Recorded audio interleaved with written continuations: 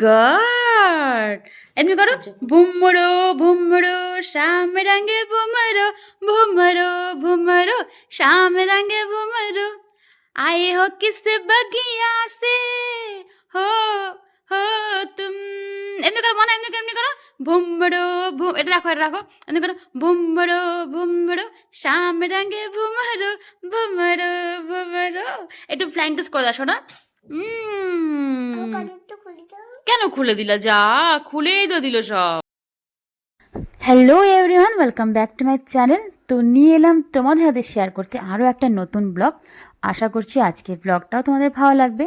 তো এখানে প্রথমে দেখতেই পেলে যে গুনগুনকে সাজিয়েছি, আর এই দেখো এখানে সাজানো হচ্ছে। তো ফার্স্টে তো আমি দেখিয়ে দিয়েছি কীভাবে সাজানো হলো আর কি।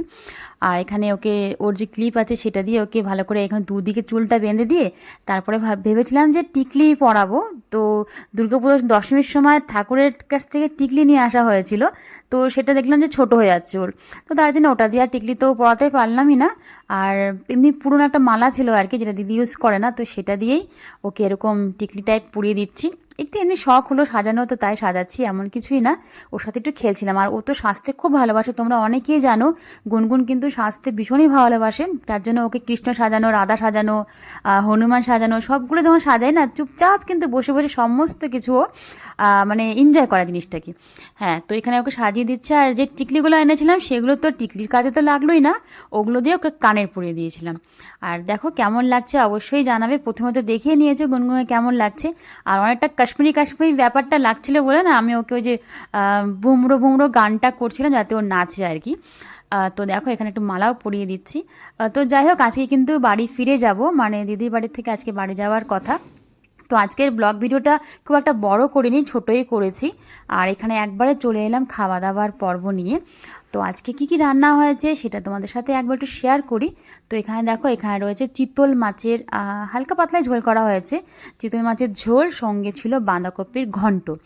আর এই দিদির বাড়িতে এলে না, সবসময় দিদি করে কি আমার ক্ষেত্রে আর কি, একটুখানি বড় পিসটাই খুঁজে খুঁজে রাখে যেটা আমাকে দিতে হবে আর কি। ও জানে আমি খেতে খুব ভালোবাসি, তো তার জন্য সবসময় বড় পিসগুলো আমার পাতে তুলে দেয়, আমি না করলেও শোনে নেবো। তো এখানে দিদি এখন খাবারগুলো পরিবেশন করছে। আর চিতল মাছটা খেতে আমি তো পরে ভয়েস ওভারটা দিচ্ছি, চিতল মাছটা খেতে কিন্তু সত্যি খুব ভালো হয়েছিল, অসাধারণ। আর এরকম হালকা পাতলা ঝোলই না ভালো লাগে, কেন বেশি রিচ খাবার ভালোও লাগে না খেতে। তো এখানে দিদি এখন খাবারগুলো বাড়ছে। আর আজকে যেহেতু বাড়ি ফিরে যাব, আর তোমরা তো অনেকেই জানো যে আমাদের বাড়ি ফেরার টাইমটা হচ্ছে গুনগুন যখন ঘুমোবে তখন। তো সেই জন্যই ও কিন্তু স্নান হয়ে গেছে, ওর খাওয়া দাওয়াও কমপ্লিট। এখন আমরা খাওয়া দাওয়া করব, তারপরে ওকে ঘুম পাড়ানো হবে, কেন ও না ঘুমালে আমরা যেতে পারবো না, মানে ওকে ছেড়ে আর কি। খুব কান্নাকাটি করবে, তার জন্যই ও ঘুমানোর অপেক্ষা করে থাকি আমরা। তো এখন চলো খাওয়া দাওয়াটা করে নিই। আর এখানে এখন খাওয়া দাওয়া করতে বসলাম। আর আমি কিন্তু রেডি হয়ে গেছি একবারে, কারণ একটু পরেই বেরোতে হবে। তো তার জন্য আমি একবার রেডি হয়ে তারপরেই খাওয়া দাওয়াটা করছি, যাতে আমাকে আর পরে রেডি না হতে হয়। আর এখানে দেখো চিতল মাছের যে আমাকে লেজাটা দিয়েছে, এটা কিন্তু আমি লেজা খেতে এমনিতেই ভালোবাসি, যে কোনো মাছেরই। তো চিতল মাছের লেজাটাই তার জন্য আমাকে দিদি দিয়েছে। আর এখানে মাও খেতে বসে গেছে। তো আমি, মা, দিদি তিনজনেই খাচ্ছি। আর গুনগুন দেখো, গুনগুনের তো খাওয়া কমপ্লিট, ও এখন একটুখানি মোবাইল দেখছে। মাঝে মধ্যে একটু মোবাইলটা তো আগের তুলনায় না অনেকটা কমে গেছে মোবাইল দেখাটা ওর, কিন্তু একদম যদি না দেওয়া যায় তাহলেও হয় না। মাঝে মধ্যে একটু একটু তো দিচ্ছি আর কি। আর কিছুদিন পর তো স্কুলে চলে যাবে, তখন এমনিতেই কিন্তু মোবাইল দেখার ওর মানে নেশাটা অনেকটাই কমে যাবে তখন। তো এখানে দেখো আমি তো রেডি ছিলাম আগের থেকে, মাও রেডি হয়ে গেছে। আর এখানে কি একটা যে কথা হচ্ছিল মা বলেছিল, তো তার জন্য খুব হাসি পাচ্ছিল। তো কি যে কথা ছিল আমি সেটা নিজেও ভুলে গেছি, তার জন্য শেয়ার করতে আর পারলাম না। আর এখানে দেখো গুনগুন ঘুমোচ্ছে। আর ও যখন ঘুমিয়ে থাকে তখন কি শান্ত, মনে হয় যেন ওর মধ্যে শান্তই হয় না। বাট উঠলে পরে ব্যাস, ওর একটা ল্যাজ, যেটা কেউ দেখতে পারো না, কিন্তু সেই ল্যাজটা কিন্তু ওর রয়েছে, প্রচণ্ড দুরন্ত হয়েছে, এখন বড় হচ্ছে আর বেশি দুরন্ত হয়ে যাচ্ছে। তো এখানে ওকে ছেড়ে যাচ্ছি, ভালোও লাগছে না, কিন্তু যেতে তো হবেই, তার জন্য কষ্ট পেলেও কিছু করার নেই। তো বাড়ির সামনে থেকে নিয়ে নিলাম টোটো, এখন যাব বাস স্ট্যান্ডে। এখান থেকে বাস স্ট্যান্ডে গিয়ে টিকিট নিতে হবে, তারপরেই একদম বাড়ির পথে রওনা দিব। তবু মোটামুটি বেরিয়েছি আমরা, ওই ও ঘুমোতে ঘুমোতে লেগে গেছে, লেট হয়ে গেছে। তো তার জন্য বেরোতে বেরোতে আমাদের বেজে গেছিলো প্রায় 4টে, সাড়ে 4টে।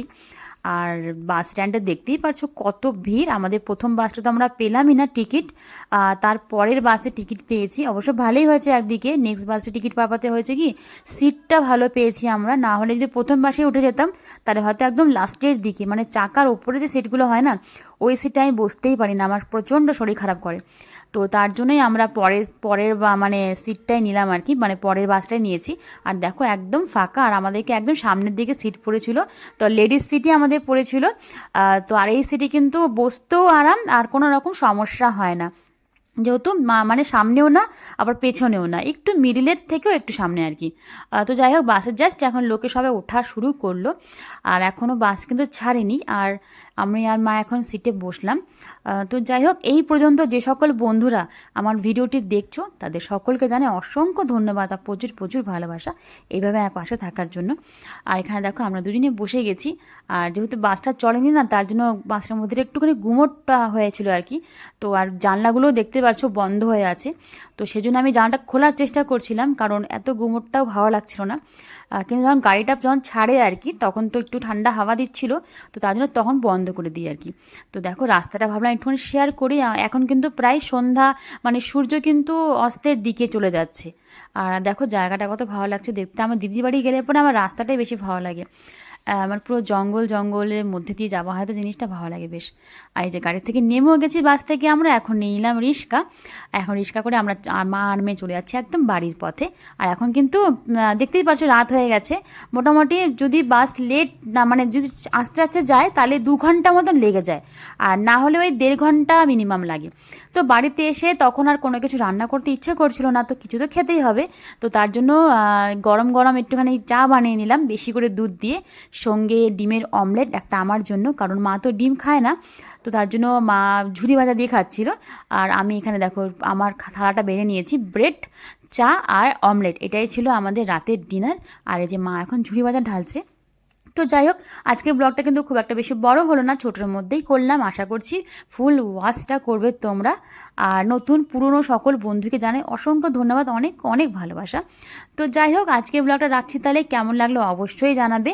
আর ভিডিওর কোনো অংশ যদি তোমাদের ভালো লেগে থাকে তাহলে প্লিজ একটা লাইক, একটা কমেন্ট করে দিও। আর যে সকল বন্ধুরা এখনও পর্যন্ত আমার চ্যানেলটাকে সাবস্ক্রাইব করোনি তারা সাবস্ক্রাইব করে পাশে থেকো। তো চলো এখন রাখছি, টাটা, সবাই ভালো থেকো, সুস্থ থেকো। নতুন কোনো ব্লগ ভিডিও নিয়ে খুব তাড়াতাড়ি তোমাদের সাথে আবার দেখা করছি। আর এই দেখো এই ঠান্ডার মধ্যে কিন্তু এরকম গরম গরম চা খেতে কিন্তু খুব ভালো লাগে। তো চলো বাই, রাখছি, টাটা, গুড নাইট।